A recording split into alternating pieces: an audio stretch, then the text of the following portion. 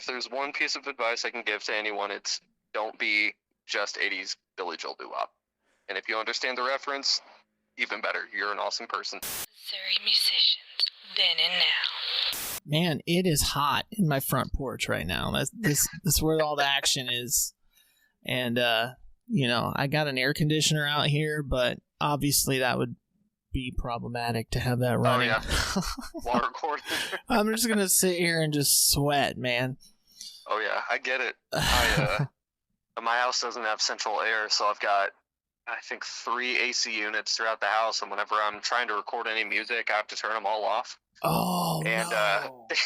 It gets so hot in there. That sucks. Does that affect your voice? Not really, no. It just makes it absolutely miserable. And, it'll get like up to 75, 76 degrees, which to me is blazing hot for inside of a house. Like I try to keep mine at 67, 68-ish. And Nice. then, you start recording, and then, with recording, you just end up getting frustrated, and so the heat definitely doesn't help. Well, then the cat comes in meowing because he's hungry, and then you're just like, shut up!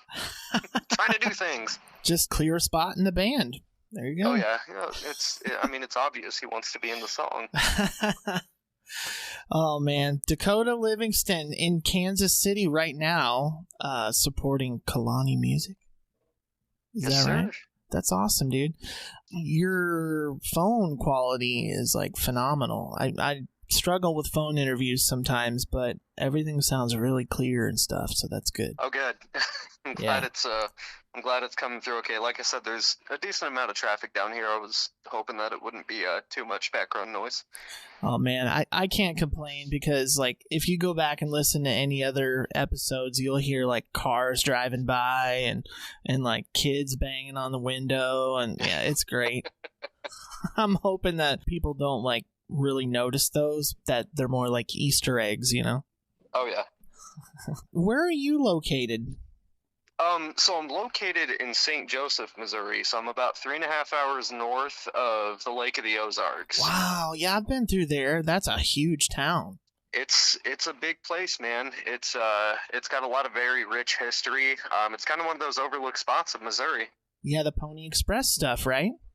Pony Express. Yeah. I want to say, I think it was Quaker Oats may have started in St. Joe, and a little unknown fact about St. Joe is that Harry Houdini, before he was a magician, he debunked psychics.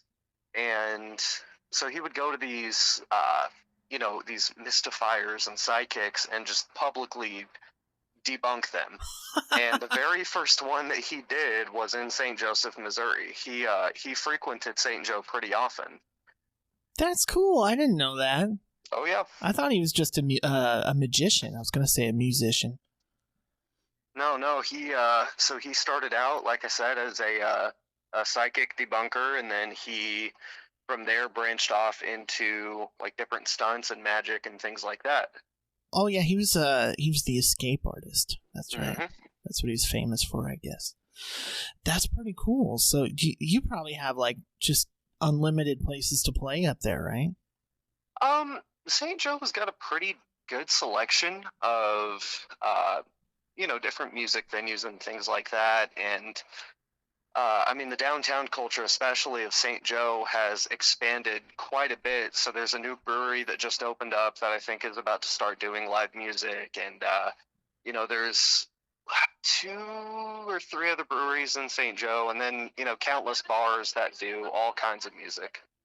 What's the local music scene like up there? Is it thriving? Is it struggling? Do you have to go far away to get gigs? So it's kind of one of those in-between things, really. So St. Joseph, like I said, it's got a lot of different venue. I'm so sorry if you can hear that sub. Some dude here has got a massive amp in his car. Oh, that kind of looked like Tech 9. I don't know. May or may not. Hey, stop him. Let's get him on. No joke. But yeah, St. Joe's music scene is it's very interesting whenever it comes to like booking a show, because while there are multiple places to play, a lot of those places now especially are booking like months in advance. So it can be tricky to get like a last minute gig. But the music scene does support a lot of local artists. Like even with some of the bigger names that we have going through town, they always try to get one local artist on at least to, give them that incredible exposure that so many venues try to push for, which some of it is really good exposure, sometimes but no, the St. Joe music scene, it's very interesting, it's diverse, but it's also very supportive of everyone. So what about original artists? Original artists, like they play their own songs. Oh yeah. So with the diversity of the St. Joseph music scene, we've got punk bands, we've got metal bands, we've got folk artists, Americana artists, we've got just your, singer-songwriter kind of categories. Every musician that I know in St. Joseph writes their own music, and when you come to their show, they play their own music. That's a beautiful thing. Oh, yeah. Yeah, it's opposite around here where I'm at. That's yeah. I mean, everyone does covers. I mean, you start off doing covers, and covers sell. I mean, that's a lot of what I do is, just cover music, and that's what pays. Right. But, it's really cool to see, like, the artists in St. Joe, really, really pushing to be more general and not so much run-of-the-mill, you know what I mean? That's awesome. You said folk. It reminded me of something I'm going to try to segue into here. Dakota and the Angry Suitcase.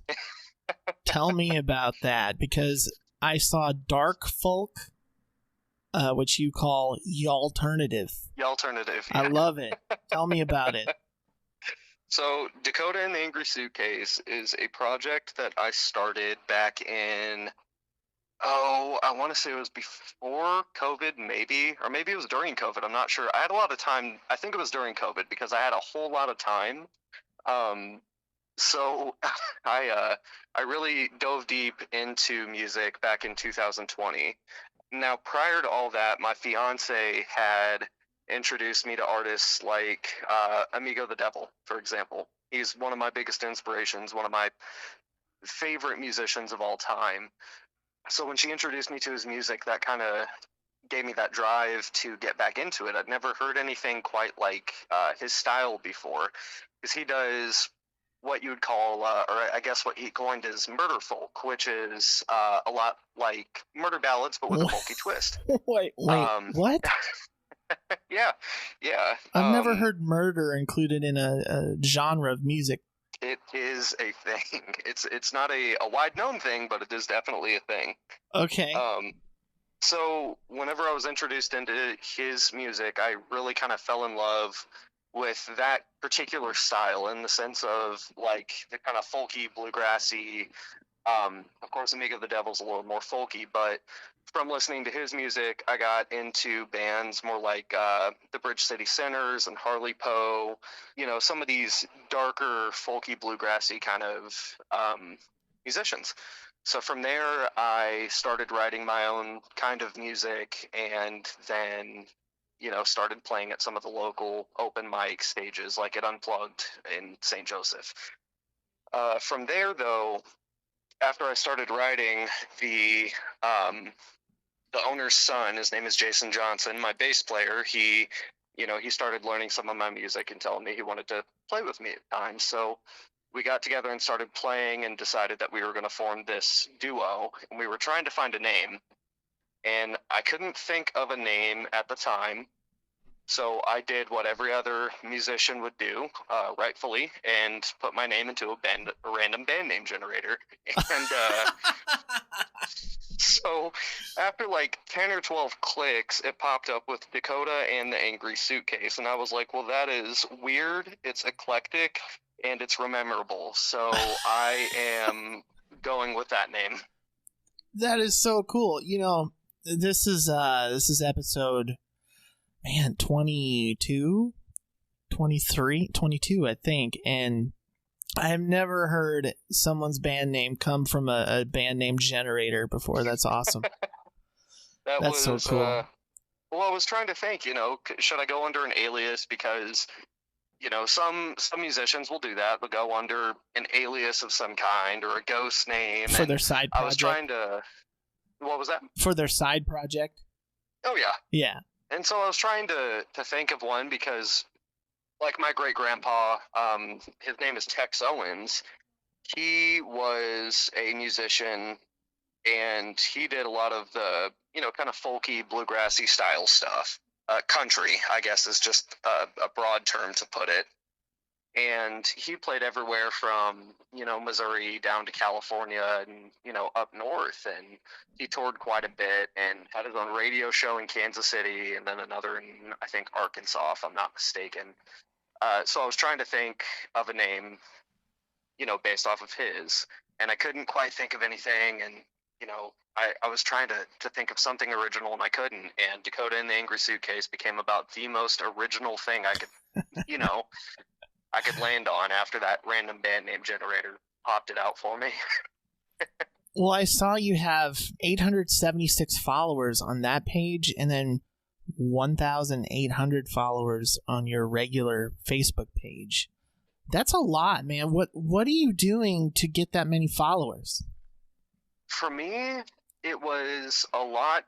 So I guess part of it, for Dakota and the Angry Suitcase, it was, just friends and family, of course, just starting out that way. Like, whenever you create the Facebook page, a lot of people, what they do, whenever they start a band, they'll immediately start a Facebook page. I didn't do that. When I started out, I just started playing around St. Joe as Dakota and the Angry Suitcase. And after a while of kind of getting my name out there, getting my foot in the door in places, that's when I created the Facebook page. And then, you click that invite all button, of course, which is a great way to get a bunch of followers. I don't know if I paid for any advertising. I'm not sure. I think I might have thrown like $20 in and gotten like 20 followers. Oh, no.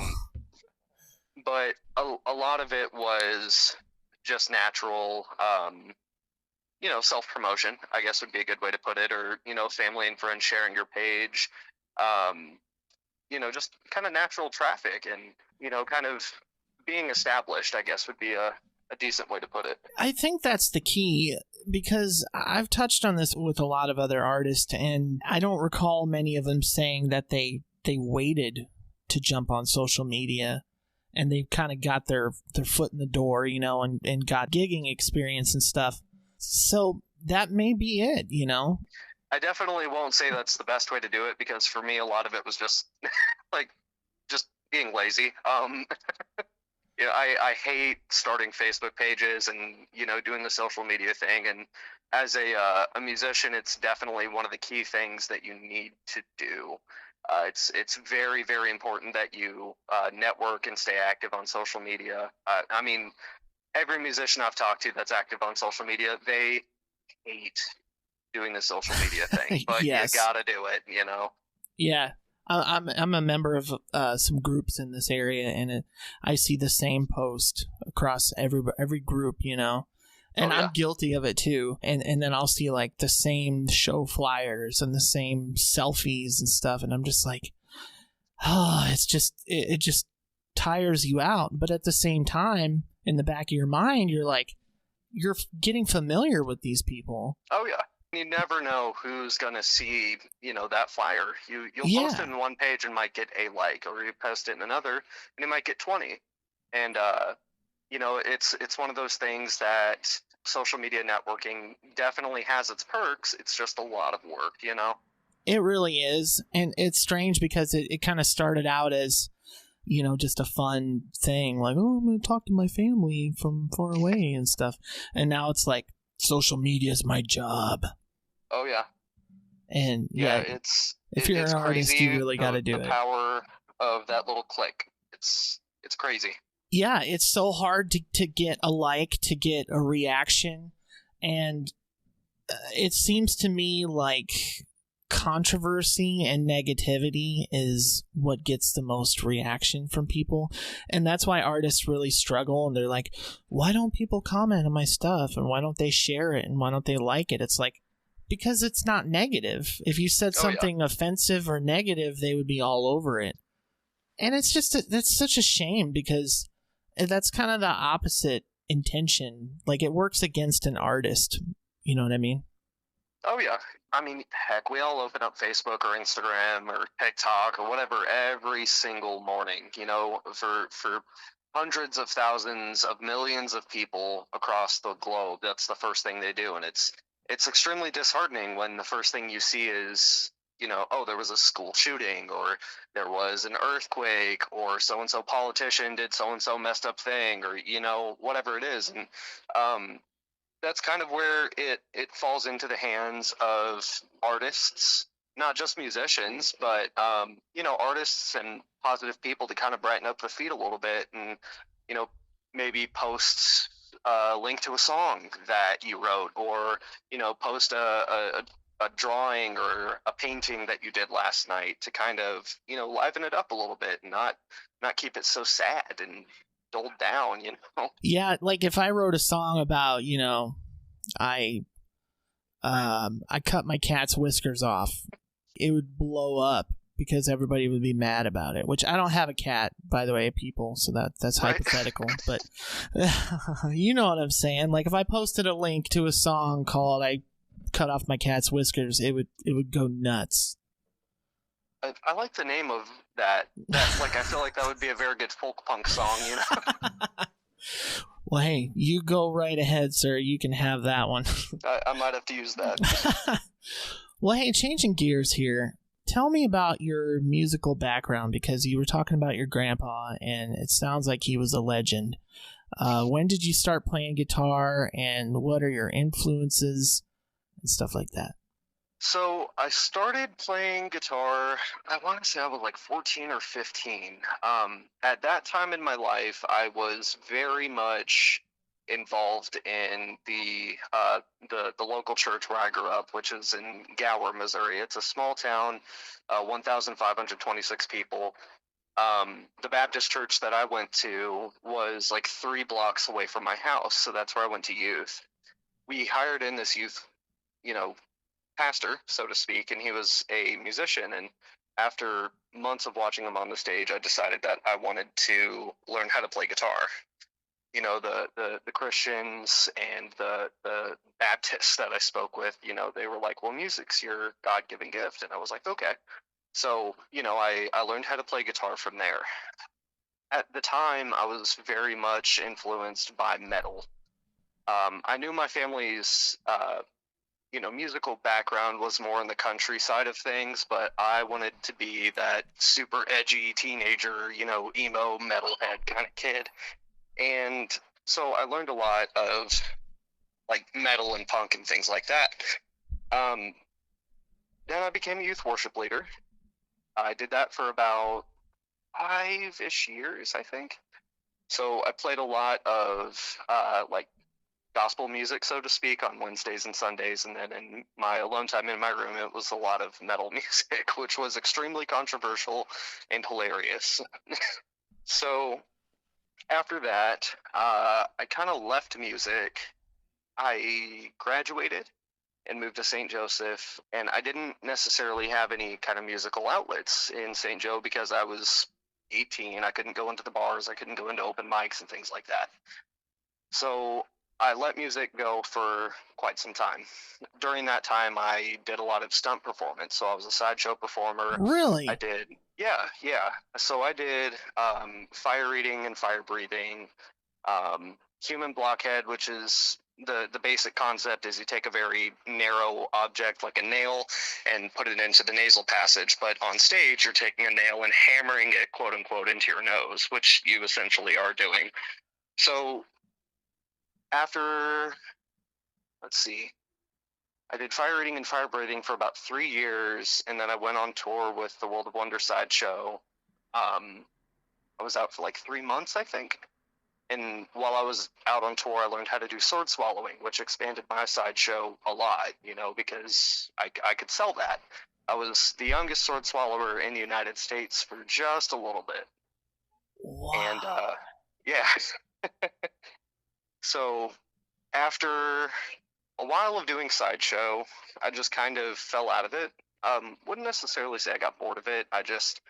I'm one of those people that I like change. I can't stay the same and do the same thing for a long time, you know. It just gets very boring and redundant to me, and I gotta have something new to keep my brain going. Sure. Keep growing. So, oh yeah. So after that, I got back into music, and that was after my fiance had introduced me to Amigo the Devil. So I started learning some of his music and then writing my own kind of songs, based off of his, music, so to speak. And then expanding from that genre into more of the folky, kind of bluegrassy stuff, and learning about my family's history with country music. So I'd learned at that time that my great grandpa was a much more established musician than I'd thought he was. So, I did all kinds of research and found out that he allegedly was one of the original Texas Playboys. I'm not sure for how long, but he was one of the Texas Playboys for a little bit. His son David was a musician as well, and he played bass for a little bit for, I think, Hank William Jr., Hank Snow, and then a couple of other guys. So you have like a musical family tree.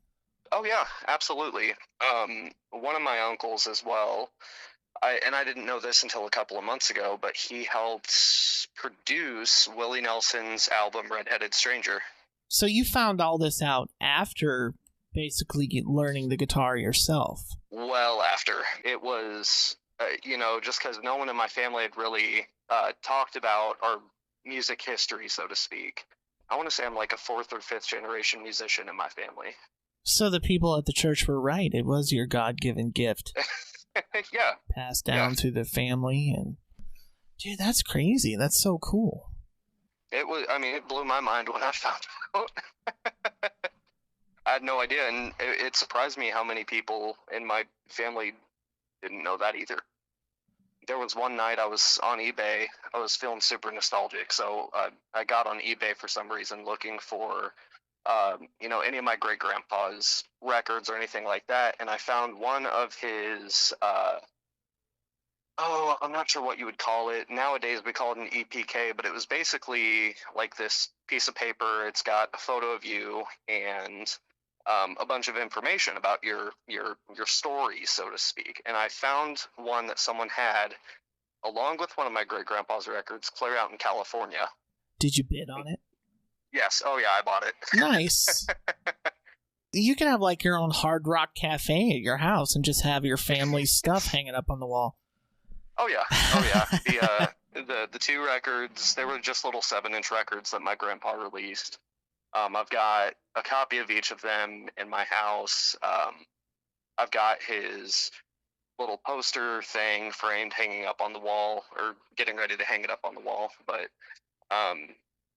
yeah, just all kinds of stuff. It's like my little music wall in my bedroom. So you mentioned his records and stuff. What kind of stuff have you recorded? Do you have any EPs or CDs, or are you streaming? Where can people find your music?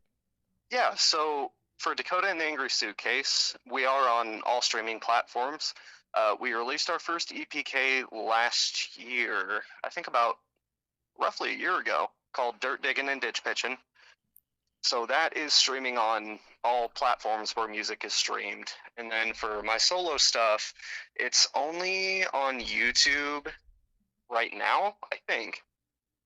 I want to say I might have 1 or 2 songs that I've released, but those are under Dakota Livingston music on anywhere that you can find music as well. There you go. I'll dive into some of that tonight, because I'm trying something a little different today. I'm kind of flying blind here. Usually I would write out something to kind of walk me through things and where I want to take things, and I'm just trying to change it up a little bit tonight. Oh, absolutely. I'm all about the change and the randomness of it, so lay it on me. Well, my wife told me she quit listening because all the interviews were turning out the same. I'm like, gee, thanks. That's like my fiance. My fiance does come out to my shows every now and then, but uh, the shows she doesn't show up if I've got friends over there. They're like, "Where's Devin?" I'm like, "Oh, she's at home." Like, does she not want to come out? I'm like, well, she's heard the songs 1,000 times. Yeah. I've been telling myself that I'm going to come out and start seeing some gigs and supporting some people, networking face to face, I guess, and it just hasn't happened yet. I don't know what's up with that. It takes time, especially if you're if you're someone that's not used to being around people. If you're more of an introverted kind of person, it can take a little bit of a push sometimes. I definitely get that. Hey guys, check out our cool merch at www.momusicianspodcast.myspreadshop.com, where you can get shirts, hats, coffee mugs, stickers, hoodies, and much more. Now back to the conversation. Tell me about your live show. You mentioned like your sword swallowing and fire breathing and all that. Have you ever considered incorporating that into your show in some way? So I have considered it, like in the sense of turning the show into like a dark circus meets dark folk kind of thing.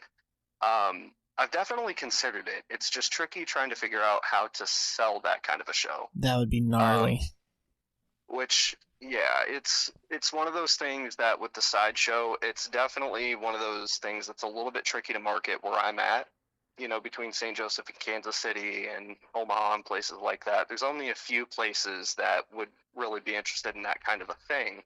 So to bring that into my music or into my my shows, it would definitely be kind of a niche thing to sell, and that's why I haven't really done it yet. I'm not going to say it's completely off the table, but it's one of those things that I haven't quite done yet, just because I'm trying to figure out how exactly I'm going to sell it. That's intriguing, man.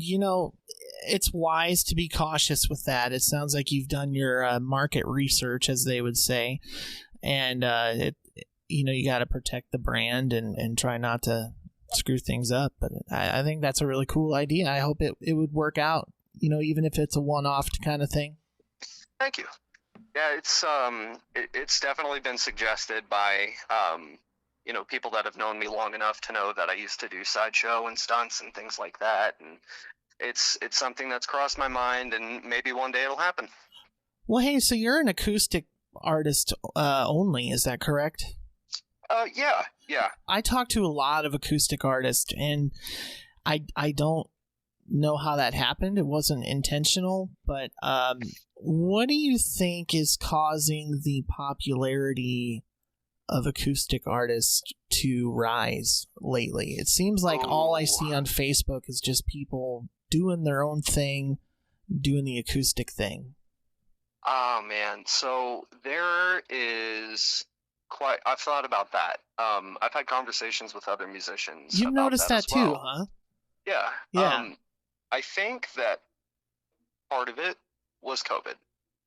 With the amount of free time that people had, you could, of course, sit on your phone all day and, do nothing but watch TikToks and Facebook Reels and things like that. But I feel like a lot of people got bored, and when people got their stimulus checks, I think a lot of people decided at that point, I'm going to go learn how to play guitar. So they would go to a music shop and buy a guitar. I know a lot of people in St. Joseph did that because during the pandemic, the guitar store in St. Joe, Land of Music, did not have very much stock at all on musical equipment. And wow. Yeah, it's so I think part of it is the pandemic. Number two, I think a lot of it has to do with TikTok and social media. The reason behind that is because, when you open up TikTok now, I'm not sure quite what your algorithm looks like, but, just for any general person, when they open up TikTok, there's some kind of musician on the For You page. Every single day when you scroll on there, whether it's someone doing a cover of some kind or they're posting original music, or posting a song that they're learning, or you scroll across the live feed and someone's taking requests for songs like they would in a bar. Oh. I think that people see that and get inspired and Influenced, if you will. yeah. Oh yeah. Exactly.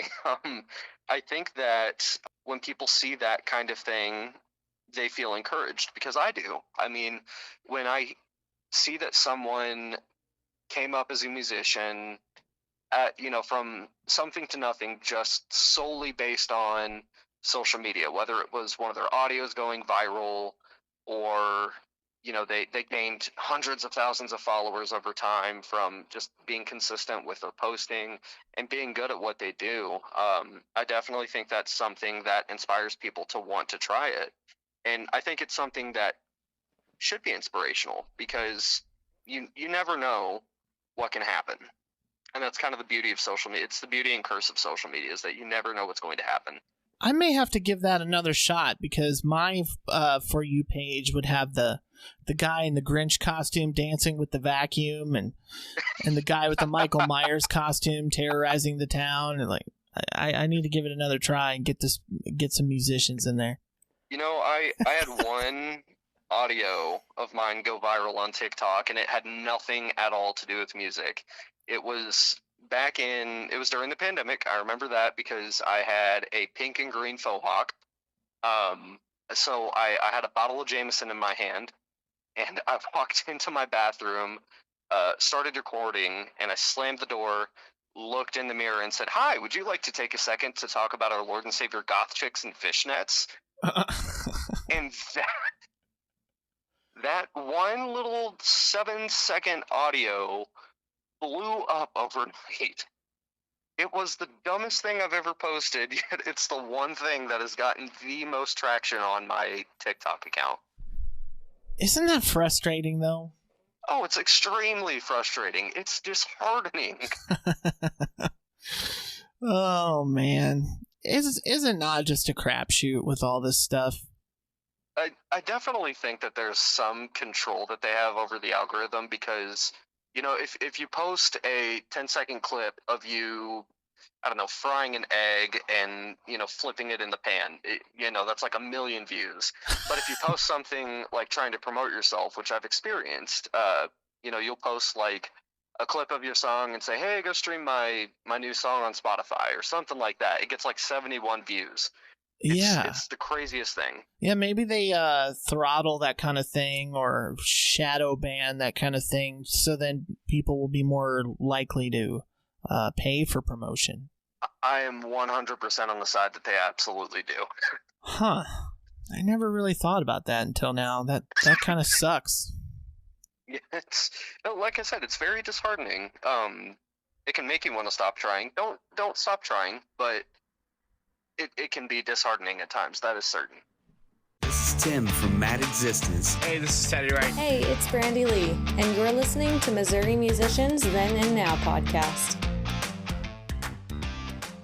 Well, talking about acoustic music, what does your live show consist of? If someone's on the fence, or if they're going to listen to this and you happen to be in town on the weekend, what could they expect to see in your show?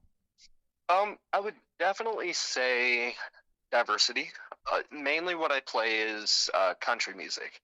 Now that's not the only thing I play, because I didn't grow up playing country music. So I try to keep my acoustic shows to where there's something for everyone, whether you're a fan of pop or rock or country music. I try to make it to where there's a little bit of something for everyone to enjoy. That is wise, because I've played many shows where somebody would be like, they would just get up and leave because they want to hear Bob Seger and we're playing Gin Blossoms or something, It's like, I'm sorry, we're just not compatible here, so, and they just get up and leave. It's like that scene in Step Brothers where that guy stands up and goes, "Play something from the Strangers!" Yeah. We strictly play 80s Billy Joel doo-wop, Oh, jeez. I can totally relate to that. That's why I don't play anymore. That's funny. If there's one piece of advice I can give to anyone, it's don't be just 80s Billy Joel doo-wop. And if you understand the reference, even better. You're an awesome person. That might be the teaser clip to start out this podcast. I like it. Oh, man. Yeah, I don't miss the glares from the bartender when people would get up and leave. It's, that's one of the, I don't know if conundrum's the right word, but one of the things that a lot of people don't realize about being a musician, that part of your responsibility as the entertainer is that you're not just background noise, your job is to play music, but your job is also to keep people there with the music that you're playing. And so that ties into helping make revenue for the bar as well that you're playing at. Because, of course, being a musician, you want to play the music that you want to play, but you also got to play to your crowd, which is part of the reason that I keep the show so diverse. Down in the Lake of the Ozarks, they love country music, and that's a lot of the reason I play a lot of country. But if you see that people aren't necessarily vibing to what you're putting out, change it up a little bit, or, see if they have any requests. Like I said, part of your job playing at that venue is to keep people drinking and keep people in the bar with the music that you're playing. And there are a lot of musicians that don't quite understand that. That's a really good reminder, and I think a lot more bands need to hear it, because I got stuck in the loop for a while of I want to play what I want to play, and that did not have good results. And so one of the good things that we used to do, because I was in a duo as well, we used to promote some of their shot specials or some of their food specials, and I think we were encouraged to a few times at some of the venues. But at one point, they even created a shot for us, like they named it after us, and then we were able to plug that the whole night. And I think that's a really fun idea, and it's a lot more interesting than the, tip your bartender and your waitresses and whatever, Oh, yeah. I love when bars do that kind of thing. There's one bar in St. Joe that does that. They're called Cafe Acoustic. So it's a venue/bar. Whenever they do events, so they have bands coming through, they always do drink specials for those events and for those bands. And it's great for all three sides, because the customer is getting a drink with your name on it. You have something with your name on it that you can promote outside of like your merchandise, which then feeds into the venue making money from that. So it's kind of one of those win-win-win situations, you know what I mean? For sure. Attention all you awesome listeners out there. We now have over 25 short videos from 5 different episodes for you to watch.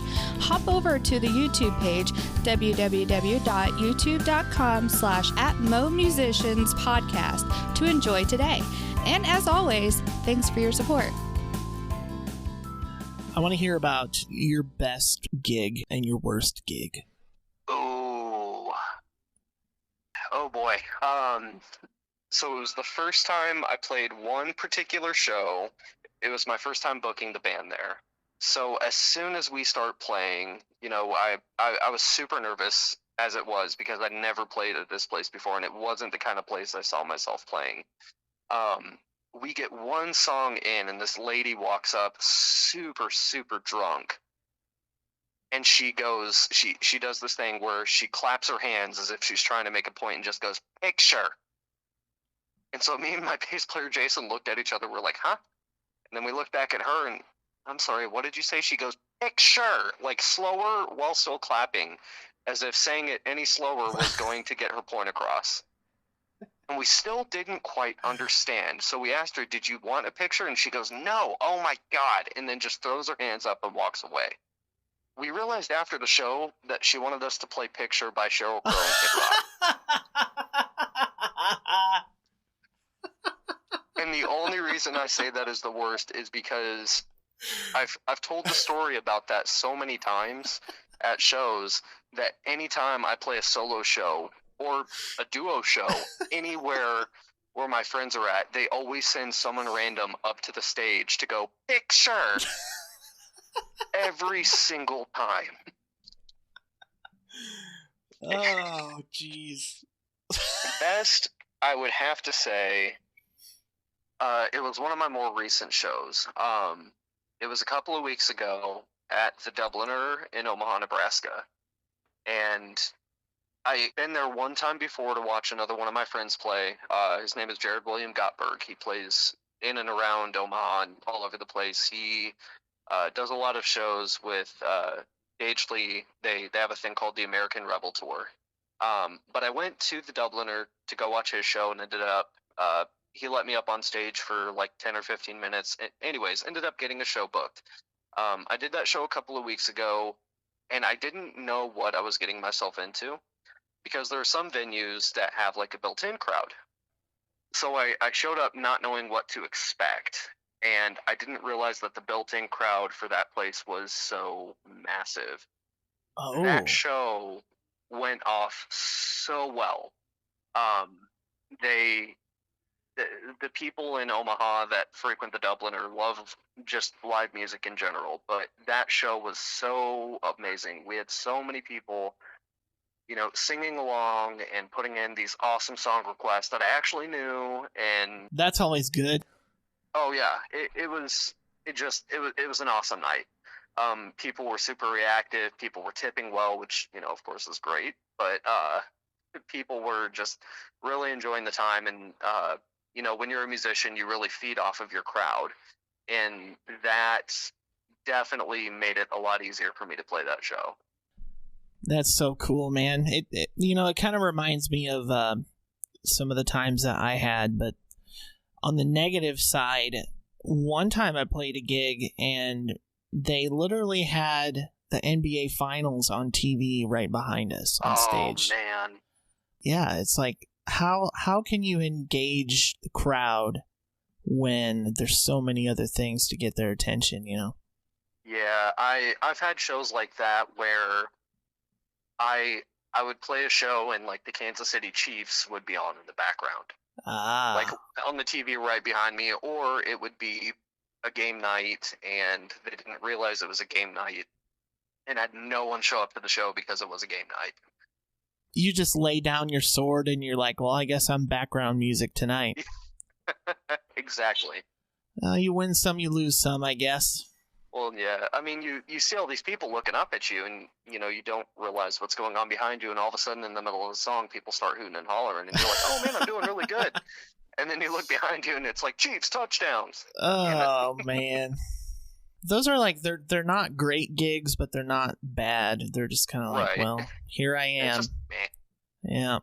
Well, Dakota, let's go through your social media stuff again and let people know where they can find your music. Yeah, so on Facebook, you can check us out for the duo. It's Dakota and the Angry Suitcase. For the solo music, it's just Dakota Livingston Music. On Instagram, I believe it's just angry_suitcase_band. And then for music anywhere else that you want to listen to, on YouTube, just check out Dakota and Angry Suitcase or Dakota Ray Livingston Music. All right. Well, like I said, I'm definitely going to jump on and check some stuff out tonight, and I appreciate your time, man. Thank you so much. This was it was a wonderful chat to have with you, and definitely one of the best interviews that I've had. So thank you so much for that. I appreciate it. Let's do it again soon, and be safe there in Kansas City tonight. Thank you so much. Take care, man. You too.